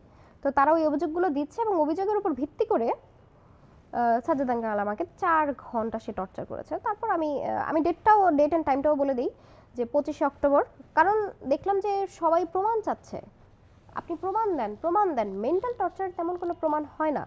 তারপর আমি বলছি যে 25শে অক্টোবর বিকেল 4:30 থেকে 8:30। আমার কাছে তো আর সিসিটিভির অ্যাক্সেসটা নেই, তাদের কাছে তো আছে। যেহেতু না মানে আমার কথা হচ্ছে 4 ঘন্টা ধরে কি এমন অভিযোগ আপনার বিরুদ্ধে থাকতে পারে যে 4 ঘন্টা ধরে আপনাকে সেটা যেমন একজন অ্যাথলেট বলছে আমাকে বলেছে আমি এটা করেছি, আরেকজন বলছে হ্যাঁ আমাকে এটা বলেছি, এরকম খুবই সাধারণ অভিযোগ, এমন না যে খুব বড় কোনো অভিযোগ বা এভিডেন্স সহকারে কোনো বড় অপরাধ আমার, তেমন কিছুই না। কিন্তু 4 ঘন্টা আমাকে বকা ঝকা ঝাড়ি দেয়া সব কিছু তারা করেছে। তখন আমি তাদেরকে বললাম যে আপনাদের যদি আমাকে নিয়ে আগানোর কোনো প্ল্যান না থাকে আমাকে বলে দিতে পারেন, আমি নিজেকে ওইভাবে গুছিয়ে নিব, কিন্তু আমাকে রেখে এভাবে মেন্টাল টর্চার করার কোনো মানে হয় না। তখন এই কথার উত্তর তারা আমাকে দিতে পারেনি। তো আমি বললাম যে আপনারা যদি আমাকে এভাবে মেন্টাল টর্চার কন্টিনিউয়াসলি করতে থাকেন এবং একটার পর একটা আমাকে ট্র্যাপে ফেলতে থাকেন, আমার পক্ষে ভালো পারফরমেন্স করা সম্ভব হবে না, আমি কখনোই ভালো পারফরমেন্স করতে পারবো না। এত কিছু বলার পরেও তারা আসলে থেমে নেই। তারপরে আমি বেশ অসুস্থ, আপনি তো জানেন যে আমার একটা ছোট বেবি আছে, তো তারা চায় যে আমি ক্যাম্পে যেন সর্বক্ষণ থাকি 24 ঘন্টা। বাট আমি তাদেরকে বলেছি যে দেখেন আমার একটা ছোট্ট বাচ্চা আছে, আমার পক্ষে রাতে ক্যাম্পে থাকা সম্ভব না, আমি আপনাদের ফুল সেশন করে রাতে বাড়ি চলে যাব এবং পরের দিন ভোর সকালে চলে আসব। আর আমার যাতায়াতে কোনো সমস্যা নেই, কারণ যেহেতু আমার নিজের গাড়ি আছে, আমার যাতায়াত করতে সমস্যা হয় না। আমার বাসা থেকে আসতে আধা ঘন্টা সময় লাগে। তাদের কথা হলো যে না, তুমি অলিম্পিক স্কলারশিপ হোল্ডার, তোমাকে এখানে থেকেই প্র্যাকটিস করতে হবে। আর তোমার যদি কোনো সমস্যা থাকে তাহলে শুটিং ছেড়ে দাও। মানে আমার যেহেতু ছোট বাচ্চা বা ছোট বাচ্চাটা একটা সমস্যা, তাহলে ছোট বাচ্চা যখন বড় হবে তখন তুমি শুটিংয়ে আইসো। আমাকে এভাবেই বলছে ডিরেক্ট, যে ও যখন বড় হবে, বাচ্চা কাচ্চা বড় কইরা তারপর আইসো শুটিংয়ে। এখন যেহেতু সমস্যা, এই সমস্যার সমাধান করো আগে। তো আমি তাদেরকে বললাম, লিখিতও দিয়েছি যে আমি একবেলা প্র্যাকটিস করি। প্রথমে একবেলার প্র্যাকটিস তারা রাজি হয়নি, তারপর আমি বললাম যে ঠিক আছে, আমি একবেলা না, আমি ফুল সেশন কমপ্লিট করব। এবং আমি যদি আপনাদের মন মতো স্কোর দিতে না পারি তাহলে আমি নিজে থেকে চলে যাব। তারপর আমার বাসায় রাত্রি যাপন করা জরুরি, কারণ আমার একটা ছোট বাচ্চা আছে। তো তারা আমাকে খুব ফোর্স করেছে যে নিজের স্কলারশিপটা যেন আমি ছেড়ে দেই তাদের হাতে, যেন তারা তাদের পছন্দের শুটারকে দিতে পারে। তো স্কলারশিপের জন্য অনেক প্যারা দিয়েছে। আমি দেখি যে আমার অন্যান্য যে কলিগরা আছেন, তারা 1 দিন, 5 দিন, 7 দিন ছুটি কাটাচ্ছে। আর আমি যদি অর্ধেক বেলার জন্য ছুটি নিতে যাই তাহলে তারা আমাকে ছুটি দেয় না। একদিন আমি প্রায় 2 মাস পরে একটা ডাক্তারের সিরিয়াল পেয়েছি, আমার পিঠে একটু ব্যথা আছে, জাতীয় অর্থোপেডিতে। তো 2:30 বাজে আমার ডাক্তার সিরিয়াল ছিল। উনি আমাকে দুপুর 2টা বাজে অফিসে বসাইছে, অফিস থেকে মনে হয় 3:30 বাজে বের করছে। তারপর বলে, ও আজকে ডাক্তারের কাছে যাবা? হ্যাঁ যাও। আমার আপনি সাথে তখন বলেন না যে আমার ডাক্তার হ্যাঁ বলেছি, সে বসায় রাখছে, তার কাজ আছে, ফোনে কথা বলতেছে, সিগনেচার করতেছে কাগজে, বসায় রাখছে। তারপর সে 3:30 বাজে বলে, যাও কোথায় নাকি যাবা তুমি, ডাক্তারের কাছে যাও। তো এরকম আসলে এই যে মেন্টাল হ্যারাসমেন্টগুলো কিভাবে হয়, আচরণগত ব্যাপারগুলো, এগুলো তো ভাই প্রমাণ কিভাবে রাখা যায়? যে ভুক্তভোগী সে বুঝে যে মেন্টাল হ্যারাসমেন্ট হচ্ছে। তো যাই হোক, আমি এগুলোর মধ্যেও নিজেকে মানায় নিয়ে করতেছিলাম, কষ্ট হচ্ছিল প্রচণ্ড। আমি প্রতিদিন বাসায় এসে প্রচণ্ড কান্না করতাম এবং আমার হাজব্যান্ড বলতো, আচ্ছা ঠিক আছে, এত কান্নাকাটি করো না, দেখো আল্লাহ আল্লাহ করো, ভালো কিছু হবে ইনশাল্লাহ, তা তুমি ভালো স্কোর করতে থাকো, তাদের মানে ভালো স্কোর দিয়ে তুমি মন জয় করতে পারবা। বাট আমি এবং আমি এটা পারি নাই, ভালো স্কোর করেও তাদের মন জয় করতে পারি নাই। তো লাস্ট আমাদের 1 তারিখ এবং 3 তারিখে 2টা কম্পিটিশন ছিল এই মাসেরই। আমি খুব অসুস্থ, এই অসুস্থতা নিয়েই, অসুস্থতাটা হলো যে অতিরিক্ত প্র্যাকটিসের চাপে আমি অসুস্থ। আমি তাদেরকে বলেছি যে আমার 6 মাস আগে ডেলিভারি হয়েছে, আমার একটা ছোট বাচ্চা এবং আমি তাকে ফিডও করাই, তো সেক্ষেত্রে আমার বডি এত লোড নিতে পারবে না। আমি অল্প প্র্যাকটিস করি, আপনাদের তো স্কোর দরকার, আমি যদি অল্প প্র্যাকটিস করি আপনাদেরকে স্কোর দিতে পারি তাহলে তো সেটা সমস্যা হওয়ার কথা না। কিন্তু তাদের কথা যে না, তোমাকে প্র্যাকটিস করাবই। আমি যখনই কোনো ফ্যাসিলিটিসের কথা বলি যে আমার একটু একটু ছাড় দেন, আমি প্র্যাকটিস করতে পারছি না বা এই একবেলাটা আমাকে মকুফ করেন, তখন বলে না, তুমি অলিম্পিক স্কলারশিপ হোল্ডার, তোমাকে ছাড় দেওয়া যাবে না, এরকম করে বলে। তো যাই হোক, তো 1 আর 3 তারিখে আমি কম্পিটিশনটা খুব কষ্ট করে শেষ করেছি এবং আলহামদুলিল্লাহ দুটোতে আমি ফার্স্ট পজিশন। তো 3 তারিখে কম্পিটিশন শেষ করে তো একটু রিল্যাক্স, তখন আমি একটা ও বিকালে ফিজিওথেরাপিস্ট আসছে, তো আমি ফিজিওথেরাপিস্টের কাছে 3 তারিখ গেলাম। মানে এই 3 তারিখ, নভেম্বরের 3 তারিখ। Right, last 3। তো আমি ফিজিওথেরাপিস্টের কাছে গেলাম নিজের চেকআপ, মানে নিজের যেহেতু পেইন, ওনার কাছে পেইন রিলিফের জন্য গেলাম। তখন উনি দেখলেন যে আমার বডিতে পেইনের অবস্থাটা খুব খারাপ। উনি তখন বললেন যে তোমার ইমিডিয়েট রেস্টের দরকার, যদি তুমি রেস্ট না নাও তাহলে খুব দ্রুত একটা বড় সড়ো ইনজুরিতে পড়ে যেতে পারো, যেহেতু তোমার বডিতে এত পেইন। আর হঠাৎ করে মানে ডেলিভারি 6 মাস পরে কেউ এত মানে পরিশ্রম কিন্তু করে না, তো হঠাৎ করে তুমি যেহেতু এত পরিশ্রম করছো, তোমার একটা বড় সড়ো ইনজুরি হবে। তো আমি একটা অ্যাপ্লিকেশন লিখলাম, অ্যাপ্লিকেশনে আমার ফিজিওথেরাপিস্টও লিখে দিল যে as per her condition she needs bed rest, এটা উনি বলে দিলেন। তো এই লেটারটা আমি তাকে দিলাম, তারা আমাকে ছুটিটা দিলেন না। তারা বলতেছে না, তুমি স্কলারশিপ হোল্ডার, তোমাকে ছুটি দেওয়া যাবে না। তো আমি তখন বললাম যে স্কলারশিপ তো আমি একা না, আরও 2 জন আছে, তা আমার অন্য একজন কলিগ, সে 1 সপ্তাহ স্কলারশিপ হোল্ডার, যদি অলিম্পিক স্কলারশিপ হোল্ডার, তো তার অসুস্থতার জন্য সে ছুটি পাবে না। সেটাই তো। তো আমি ছুটি চাওয়ার মানে 1 তারিখে কম্পিটিশন ছিল, তো তার 1 সপ্তাহ আগেই আমার আরেকজন কলিগ, সে প্রায় 7 দিনের ছুটি কাটায় আসছে, সেও স্কলারশিপ হোল্ডার। তো আমি তখন যে সেক্রেটারি ম্যাডাম আলিয়া ফেরদৌসী, ওনাকে বললাম যে ম্যাম, তো উনি তো ছুটি কাটিয়েছে, বলে টাকা পাচ্ছ না, টাকা পাওয়ার আগে ও ছুটি নিচ্ছে, টাকা পাওয়ার পরে এখন তোমাকে ছুটি দেওয়া যাবে না। মানে স্কলারশিপের টাকাটা আমরা কিছুদিন আগেই পেয়েছি, মানে এটা মানে অ্যাপ্রুভ তো অনেক আগেই হয়েছে, 4 মাস পর পর স্লটগুলো আসে, তো তো টাকাটা আমরা কিছুদিন আগে রিসিভ করেছি। তো ওনার লজিক ছিল যে টাকা নেওয়ার পর থেকে আর তোমাকে কাউকে ছুটি দেওয়া হবে না, এরকম। আচ্ছা ঠিক আছে, তার কথাও আমি এগ্রি করলাম। তারপর উনি বললেন যে খুব বেশি খারাপ হলে কোনো বড় ডাক্তারের কাছ থেকে লিখিত আনতে হবে আর মেডিকেল টেস্ট রিপোর্ট দেখাইতে হবে, এছাড়া তোমাকে ছুটি দিব না। তো আমি রিকোয়েস্ট করলাম যে ম্যাম আমার শরীরের অবস্থা আসলেই খারাপ, আমাদের ফিজিওথেরাপিস্ট যিনি আছেন উনিও তো লিখে দিলেন যে আমার কন্ডিশন ভালো না, আমার রেস্ট লাগবে। বলো এই থেরাপিস্টের কথাই কি আমি তোমাকে ছুটি দিয়ে দিব? তাহলে আপনারা এই থেরাপিস্ট আপনারাই তো রাখছেন, এই থেরাপিস্ট আপনাদেরই অ্যাপয়েন্ট করা থেরাপিস্ট, আপনারা রাখছেন কেন যদি তার কথার কোনো মূল্য না থাকে? তো তাদের সাথে আর আমি তর্ক বিতর্কে কখনোই যাই না, আর জিততেও পারি না। তারপর আমি ওই দিন বের হয়ে আসলাম, বাসায় এসে শরীরের অবস্থা খুব খারাপ। পরদিনও ঘুম থেকে উঠে দেখতেছি যে শরীরের অবস্থা অনেক বেশি খারাপ। তাও আমি গাড়িতে যেতে যেতে আহাতকে বলতেছিলাম যে, আমার হাজব্যান্ড, ওকে বলতেছিলাম যে আজকে না আমার শরীরটা খুব বেশি খারাপ লাগতেছে, আমি মানে দাঁড়াতে, আপনি শুটিং ফেডারেশনে যাচ্ছেন? হ্যাঁ, যে আমার আজকে দাঁড়াতেও কষ্ট হচ্ছে। আর আমি তো জানি আমাকে একদিনের ছুটিও তারা দেয় না, খুব প্যারা দেয় আমাকে। তো সব কিছু মানায় শুটিং করতে স্টার্ট করলাম। আধা ঘন্টা পরে আমি সেন্সলেস হয়ে রেঞ্জে পড়ে গেছি। আমি এতটা সিক ছিলাম, কিন্তু তাদেরকে আমি বুঝাইতে পারিনি যে আমি সিক ছিলাম। অথচ তাদের যে শুটাররা আছে বা তাদের পছন্দের, তারা কিন্তু এত কিছু করে ছুটি নিচ্ছে না। তারা যে অলিম্পিক স্কলারশিপের দোহাই দিচ্ছে, আমি তো তারপরে আমার যে হসপিটালে নিয়ে গেল, তাদের পছন্দের হসপিটাল, তাদের এবং সাথে তাদের লোকজনই গেল। সেখানে ডক্টর আমার কন্ডিশন দেখে লিখে দিলেন যে মিনিমাম 1 সপ্তাহ রেস্ট লাগবে, তারপরে সে আমাকে ছুটি দিল। কিন্তু আমি বাসায় এসে পরে খোঁজ নিয়ে দেখলাম কম্পিটিশনের পরে আমার অন্য কলিগরাও ছুটিতে চলে গেছে। তাহলে তারা তো এত কিছু আচ্ছা দেখে। কলি, আপনি অনেক অভিযোগ করলেন, আপনার বিভিন্ন ইস্যু ফেস করেছেন আপনি, সেই নিয়ে এখন আপনার প্ল্যানটা কি? মানে আপনি যে অভিযোগগুলো আজকে করলেন, এটা তো শুটিং ফেডারেশনের বিরুদ্ধে, শুটিং ফেডারেশনের সেক্রেটারির বিরুদ্ধে, কর্মকর্তাদের বিরুদ্ধে, বা শুটিং ফেডারেশন সিস্টেমের বিরুদ্ধে। এরপর তো আপনার বিরুদ্ধে শাস্তিমূলক ব্যবস্থা আসতে পারে। এটা কি আপনি মানসিকভাবে প্রস্তুত? এটা আপনার ক্যারিয়ারও শেষ হয়ে যেতে পারে। হ্যাঁ, আমি মানসিকভাবে প্রস্তুত, কারণ আমি একটা জিনিস ভেবে এখানে এসেছি, সেটা হলো আমার সাথে অনেক খারাপ কিছু হতে পারে, কিন্তু এতদিন যা হয়ে আসছিল সেটাও ভালো কিছু ছিল না। এভরিডে আমি তাদের কাছ থেকে কষ্ট পাচ্ছিলাম, মানসিকভাবে হ্যারেস হচ্ছিলাম। তারা আমাকে 4 ঘন্টা অফিসে নিয়ে বকাঝকা করতেছে, এর থেকে খারাপ আর কি হতে পারে? আমি যদি প্রতিদিন তাদের কাছ থেকে কষ্ট পাই, আমার পারফর্ম করতে কষ্ট হয়, তা এর থেকে খারাপ আর তারা আমার সাথে কী বা করবে? এর জন্য আজকে আমি মন শক্ত করে এসেছি। তারা যদি আমার এগেনস্টে কিছু করে, করুক, কিন্তু আমি তাদের প্রতিবাদ করতে চাই, তারা অন্যায় করছে। কলি, আপনার সঙ্গে অনেক ধরনের ঘটনা ঘটেছে, অনেক ইস্যুস হয়েছে, এগুলো নিয়ে আপনি কোনো জায়গায়, কোনো ফোরামে আপনি অভিযোগ করেছেন, লিখিত অভিযোগ বা কিছু? শুটিং ফেডারেশন বরাবর একটা অভিযোগ হইতে পারে, সভাপতি বরাবর, বা অন্য কোথাও কোথাও কোনো জায়গায়, বা মন্ত্রণালয়ে, বা কোনো জায়গায়? হ্যাঁ, আমি অভিযোগ করেছি। প্রথমত আমি আসলে লিখিত আকারে ব্যাপারটা এত বড় করে দেখতে চাইনি। আমি ভেবেছি যে নিজেদের ঘরের ব্যাপার যদি নিজেদের মধ্যে সমাধান হয়ে যায় তাহলে ভালো। তো আমি আমাদের যে সেক্রেটারি ম্যাডাম আছেন, আলিয়া ফেরদৌসী ম্যাডাম, ওনার কাছে আমি একদিন হেল্প চেয়েছিলাম।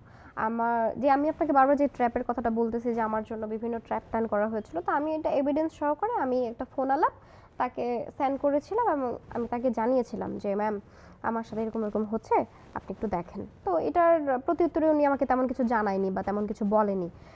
তারপরে এই যে আমি সেন্সলেস হয়ে পড়ে গেলাম, তারপর তো আমি বাসাতেই ছিলাম, রেস্টে ছিলাম, রেস্ট নিচ্ছিলাম। তো তখন জাহানারা আপুর এই ব্যাপারটা এত ভাইরাল হলো, তারপর এমা কথা বলল। তারপর আমার কাছে মনে হলো যে আমিও তো অনেক কিছু সহ্য করছি, আর সহ্য করতে করতে আজকে এই পর্যায়ে হয়ে গেছে যে আমি সেন্সলেস হয়ে নিজের রেঞ্জেই নিজে পড়ে গেছি।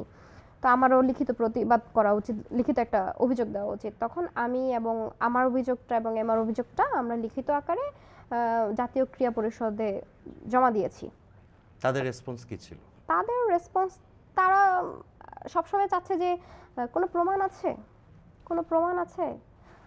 এখন আমি তাদের উদ্দেশ্যে বলতে চাই যে মানসিক টর্চার প্রমাণ দেওয়া এত সহজ না। আমরা সেখানে প্রশিক্ষণ করতে গিয়েছি, আমাদের তেমন কোনো প্ল্যান ছিল না যে এই লোকটার বিরুদ্ধে আমরা অভিযোগ করব, এই লোকটাকে আমরা ক্ষমতাচ্যুত করব। যদি এরকম পরিকল্পনা থাকতো তাহলে অবশ্যই আমরা ক্যামেরা নিয়ে ঘুরতাম বা ভয়েস রেকর্ডার নিয়ে ঘুরতাম। সেটা তো আর সম্ভব না, বা আমাদের ওরকম ইন্টেনশনও ছিল না, আমরা স্পাইগিরি করতে সেখানে যাইনি।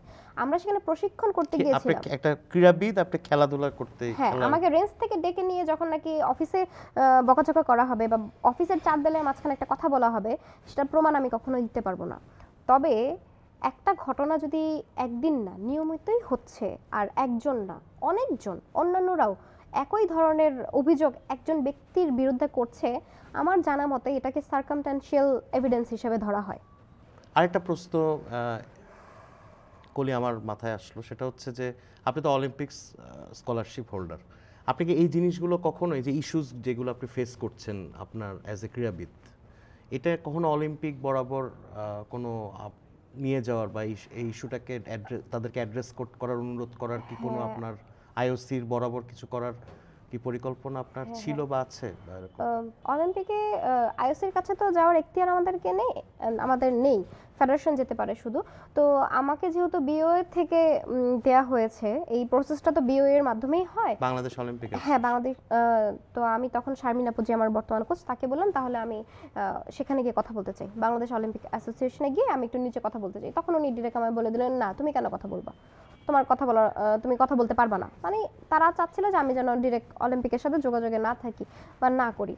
তো আমি তখন কথা বলিনি। তো এই ব্যাপারটা নিয়ে তারা আমাকে একটু শিথিলতা অবলম্বন করে, এই ব্যাপারটা নিয়ে আমাকে আর তেমন একটা জ্বালাচ্ছিল না। তো এই যে এখন যে একটা প্রতিবাদ করতেই হবে, কারণ এখন জাহানারাপুর ব্যাপারটার পরে আমরা যেটা ফিল করছি যে এভাবে ধুকে ধুকে মরার যে একটা ডিসিশনে আসা ভালো, একটা প্রতিবাদ অভিযোগ করা ভালো। তখন আমরা প্রথম অভিযোগটা অলিম্পিকেই করেছিলাম, বিওএতে করেছিলাম, এনএসসিতে পরে করেছিলাম, দুদিন আগে করেছি অ্যাথলেট কমিশনের কাছে আমি গিয়ে মৌখিকভাবে জানিয়েছি যে অ্যাথলেট কমিশনের চেয়ারম্যান লিটি আপা আছে, ওনাকে গিয়ে জানিয়েছি যে আমার সাথে এই হচ্ছে। সেখানে শিলাপুও ছিল, সুইমিংয়ের শিলাপু, উনিও তো অ্যাথলেট কমিশনে আছেন। তো তার কাছে সব কিছু জানার পরে তারা বললো যে আচ্ছা ঠিক আছে, আমরা এই ব্যাপারগুলো খতিয়ে দেখব। আর যেহেতু তুমি বর্তমানে ফার্স্ট পজিশনে আছো, একজন ট্যালেন্টেড অ্যাথলেটকে এভাবে টর্চার হতে দেখা যায় না। আসলে একজন ট্যালেন্টেড অ্যাথলেটকে এইভাবে মানসিকভাবে নির্যাতন করা কখনোই কাম্য না, এটা উচিত না। তখন আমি তাদেরকে বললাম যে তারা আমাকে প্রচণ্ড চাপ দিচ্ছে, যেটা আমার বডি নিতে পারছে না। আমি তাদেরকে বলেছি যে আমি এতটুকু প্র্যাকটিস করে আপনাদেরকে যদি আমি টপ স্কোরের রেজাল্ট দিতে না পারি, তখন আপনারা আমার জন্য একটা ডিসিশন নিয়েন। তখন অলিম্পিকের তখন ওই অ্যাথলেট কমিশনের একজন আমাকে বললো যে তুমি একদিন প্র্যাকটিস করছো কি 7 দিন, এটা তোমার ব্যাপার, কিন্তু তুমি কি রেজাল্ট দিচ্ছ এটা হলো আমাদের দেখার ব্যাপার। তোমার থেকে আমাদের যেটা পাওয়ার সেটা হলো রেজাল্ট, তোমার থেকে আমরা রেজাল্ট নিব। অথচ এতদিন ফেডারেশন আমাকে চাপের মুখে রেখেছে যে আমরা অলিম্পিকে কি জবাব দিব, তোমাকে রাতেও থাকতেই হবে, তুমি রাতে থাকতে বাধ্য, তোমার বাচ্চা নিয়ে সমস্যা থাকলে শুটিং ছেড়ে দাও, স্কলারশিপ ছেড়ে দাও, বাচ্চা যখন বড় হয়ে যাবে তখন আইসো শুটিংয়ে। তো আমি লিখিত জানিয়েছি অ্যাথলেট কমিশনের কাছে এবং এনএসসির কাছেও জানিয়েছি, এখন ভালো কিছুর আশায় আছি। তবে সত্যি বলতে এনএসসিতে যখন আমি কমপ্লেনটা নিয়ে গেলাম, তখন এনএসসিতে যে দায়িত্বরত ছিলেন সাইফুল ভাইয়া, আমি একটু মনক্ষুণ্ণ হয়েছি। সে যেভাবে আমাকে কাউন্টারলি কোশ্চেন করতেছিল, এটা প্রমাণ আছে, এটা প্রমাণ আছে, আমি তো তদন্ত করেছি, কি কি হয়েছে আমরা অলরেডি আপনাদের কথার উপর ভিত্তি করে তদন্ত করে ফেলেছি, এরকম তো কিছু হয়নি। অভিযোগ যা দেওয়ার আগেই তদন্ত করে ফেলেছে তারা? হ্যাঁ, তদন্ত আমি লিখিত দেওয়ার আগেই তারা তদন্ত করে ফেলেছে, মৌখিকভাবে জেনেছিল হয়তো বা কোনো মাধ্যমে যে তদন্ত করে ফেলেছি। ভিতর থেকে তো 4-5 জন মেয়ে বললো যে কিছু হয়নি, সব ঠিকঠাক আছে।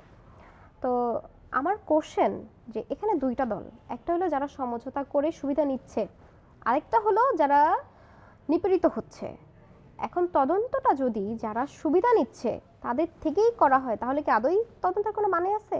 কারণ একটা দল তো যারা ইন্টার ক্লাবও খেলেনি, ন্যাশনাল খেলেনি, মেডেল অ্যাচিভ করেনি, তারা আজকে ক্যাম্পে এসে প্র্যাকটিস করছে, তাদের জন্য এটা বিষয়, এটা বড় বিষয়। ক্যাম্পে থাকা মানে একটা বড় ব্যাপার, কিন্তু ফাইন্যান্সিয়ালিও একটা বিগ সাপোর্ট, ঢাকার মতো একটা জায়গায় সুন্দরভাবে সার্ভাইভ করা। তো যারা সুবিধা নিচ্ছে তারা অবশ্যই কোনো সঠিক তথ্য দিবে না। আমি ক্যাম্পের বর্তমানে মোস্ট সিনিয়র মেয়ে প্লাস টপ গার্ল, কই আমাকে তো তদন্তের জন্য কেউ কল দেয়নি। আমি তো আজকে কথা বলছি, আমি তো এতদিন তেমন কোনো মিডিয়াতে কথা বলিনি। আর আমি তো লিখিতও সেদিনই দিচ্ছিলাম, এমন না যে আমিই কমপ্লেন করেছি যার কারণে আমার কাছ থেকে তদন্ত করা যাবে না। কেউ তো আমাকে কল দেয়নি। তাহলে তদন্ত কাদের থেকে করা হলো? যারা সুবিধা ভোগ করছে তাদের থেকেই তদন্ত করা হচ্ছে, তাহলে এই তদন্তের কোনো মূল্য নেই। তারপর আমাকে আরেকটা কথা বললো যে আমরা তো তাকে ক্যাম্পের সব দায়িত্ব থেকে অব্যাহতি দিয়েছি, সে শুধু জয়েন্ট সেক্রেটারি যার নামে গুরুতর অভিযোগ, মানে যার নামে আপনার অভিযোগ করছে, তো তাকে তো আমরা ক্যাম্প থেকে অব্যাহতি দিয়েছি। আর কি চান? ক্যাম্প থেকে অব্যাহতি দেওয়াটা বড় কথা না, সে হলো জয়েন্ট সেক্রেটারি, কিন্তু জয়েন্ট সেক্রেটারি হয়ে সে পুরো কমিটিটাকে হাতের মুঠোয় রেখেছে, সে কন্ট্রোল করতেছে। আর যে ক্যাম্প কমান্ডেন্ট তাকে তো সে আমাদের সামনে অপমান করে, রিসিট মুড়ে মুখের উপর ছুঁড়ে মারে। তো সে যা করবে সেটা হইল অফ দ্য সিন, সে তো আর সামনে এসে কাজ করবে না। ক্যাম্প এখনও তার কন্ট্রোলে, পুরো ফেডারেশন তার কন্ট্রোলে, পুরো কমিটি তার কন্ট্রোলে। শুধু ক্যাম্প থেকে তাকে বহিষ্কার করলে হবে না। সে যেমন তার নারী কেলেঙ্কারি এবং অভিযোগের ভিত্তিতে এবং তদন্তের ভিত্তিতে শুটিং থেকে বহিষ্কার ছিল, মেয়েদেরকে যদি সত্যি সেফ রাখতে চায় জাতীয় ক্রীড়া পরিষদ, তাহলে তাকে বহিষ্কার রাখতে হবে, সেজন্য নির্বাচন করেও আসতে না পারে। কারণ আমাদের যে কাউন্সিলররা আছে তারা খুব খুব সামান্য কিছুর বিনিময়ে তাদের মূল্যবান ভোট দিয়ে দেয় একটা ভুল ব্যক্তিকে। সে যদি নির্বাচন করে, আশঙ্কা আছে হয়তোবা সে নির্বাচিত হয়ে আসবে, নির্বাচিত হয়ে আসা মানেই কি আমরা তার কাছে সেফ? যেখানে সে নিজেই বলল যে তুমি আমাদের এগেনস্টে, মানে এমাকে বলেছিল যে তুমি সার্চ কমিটিতে আমাদের এগেনস্টে কথা বলেছো, তুমি তো এখানে নিরাপদ না। তাহলে মেয়েরা আমরা নিরাপদ না তার কাছে?